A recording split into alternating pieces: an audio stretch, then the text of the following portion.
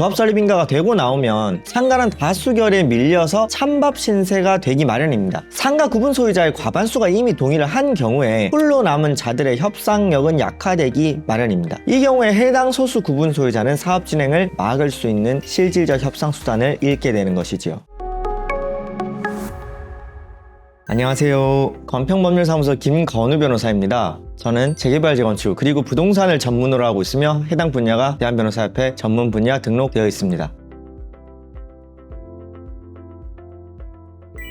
오늘은 변호사님 덕분에 여의도 장미아파트 상가 합의서를 잘 작성할 수 있었다는 의견들이 있어가지고 이런 부분들에 대해서 좀 말씀을 한번 드려보고자 합니다. 최근에 여의도 장미아파트 상가주들을 대리해서 상가 합의서를 작성했습니다. 재건축에서 상가의 대지는 매우 중요한 기능과 역할을 하게 됩니다. 그럼에도 불구하고 조합설립인가, 신탁 방식의 경우에는 사업자 지정고시입니다. 조합설립인가가 되고 나오면 상가는 다수결에 밀려서 찬밥 신세가 되기 마련입니다. 하지만 아파트 조합원의 입장에서 상가의 대지는 재건축 사업의 마지막 퍼즐을 맞추는 핵심이라는 점에서 상가와 원만한 대화를 희망하는 경우가 대부분이고, 이 경우 아파트와 상가 모두가 충분히 공생할 수 있는 방법들을 모색할 수 있습니다. 금일은 제가 몇 달에 걸쳐 여의도 장미 재건축 준비위원회 및 예비사업 시행자인 한토신 실무진들과 여러 차례 회의를 거치며 재건축의 마지막 퍼즐을 맞추었고, 수일 전인 2026년 3월 30일 상가 합의서 작성을 마치면서 여의도 장미 재건축의 사업자 지정고시가 임박했음을 알려드립니다. 참고로 당 법률사무소는 최근에 목동 2, 5, 9단지 등 재건축 정비 사업구역에서 추진위 또는 재준위, 신탁사와 상가 합의안을 함께 작성하여 통과시키는 등 그 실력을 입증받고 있습니다. 많은 사업장에서 찾아주시는 이유는 상가 합의를 분쟁의 관점이 아닌 공생의 관점에서 접근하는 당 법률사무소의 철학 덕분인 것으로 풀이됩니다. 재건축 사업에서 조합 방식 또는 신탁 방식에서 상가 합의서를 어떻게 작성하면 좋을지 등에 관해서는 네이버 블로그나 유튜브 등에서 제 생각을 평소에 밝힌 바가 있기 때문에 금일은 해당 논점은 상세한 부분들은 생략하기로 합니다. 금일은 상가의 과반수 지지로 상가 합의서 및 사업 동의가 되었는데 홀로 남아 동의하지 않는 상가주들 또는 아파트 소유주들의 경우에는 과연 어떤 일들이 벌어질 수 있는지에 관해서 문의가 있어서 간단히 말씀드려보기로 합니다.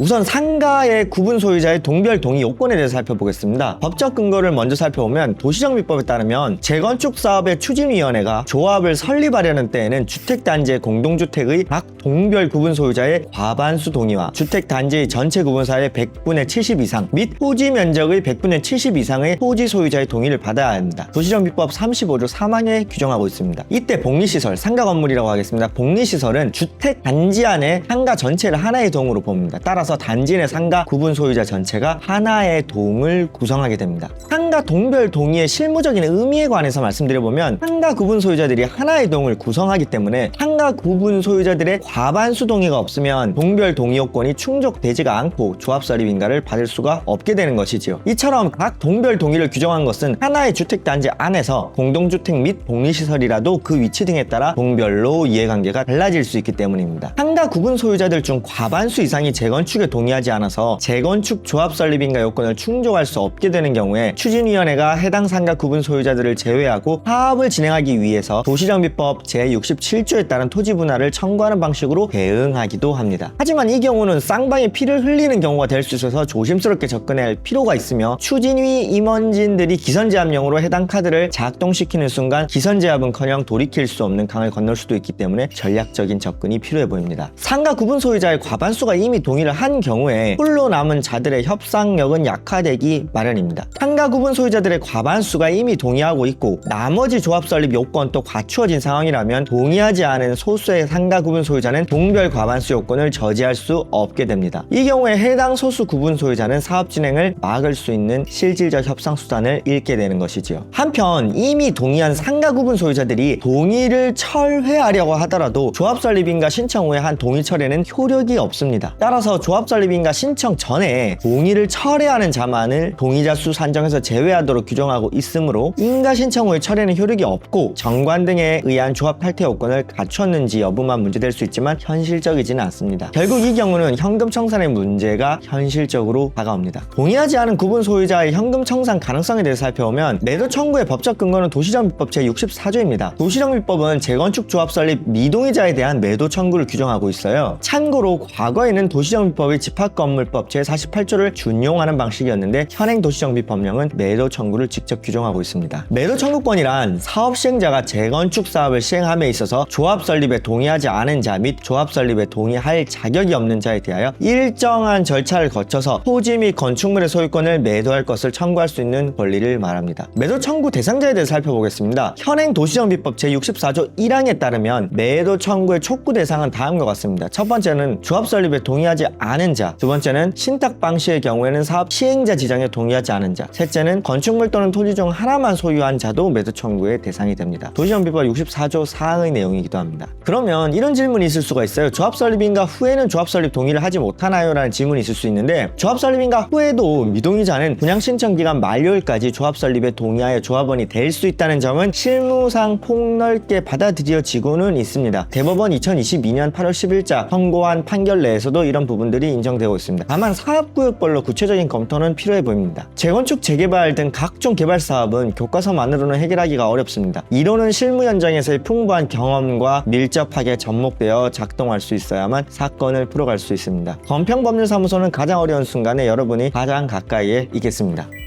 네, 본 유튜브 구독과 좋아요, 알림 설정도 부탁드리고 당법률사무소는 네이버 블로그도 운영하고 있습니다. 네이버에 건평법률사무소라고 검색하고 들어오셔서 재개발, 재건축 그리고 부동산 전반에 관련된 각종 유익한 정보들을 많이 가져가실 수 있으면 좋겠습니다. 네, 이상입니다. 감사합니다.